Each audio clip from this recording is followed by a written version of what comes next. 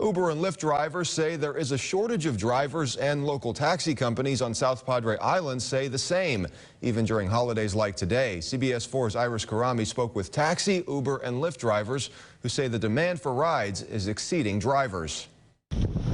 Prior to COVID, we had a couple more drivers than we do right now, but after COVID, nobody really wanted to come back due to the boundaries with possibly catching the virus. Zaldivar is a taxi driver with JJ Taxis. He says there are more people coming to the island following Texas reopening.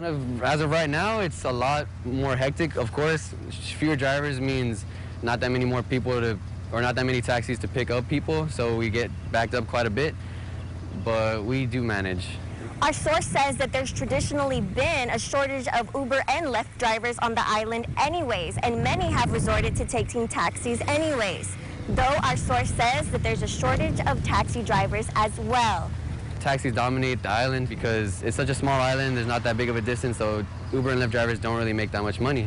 We spoke with a driver who drives for both Uber and Lyft, but he asked to remain off camera and anonymous. He says there are only 2 consistent Uber and Lyft drivers on the island. Me and him, we have basically run this island. We know all the other drivers that straggle in. You can see on the Lyft and Uber map that there was only 1 car available at the time. Have there been less drivers? There is less drivers because there's not enough money to make. To make more money, our source says he works for Uber and Lyft. You never know who's coming off on the airlines. It could be a Lyft customer that only uses Lyft, or it could be an Uber customer that only uses Uber. On the other side, some taxi drivers can make more with less competition. Less drivers, of course, it means more profit for the individual driver since there are less people. Working for you on South Padre Island, I'm Iris Karami.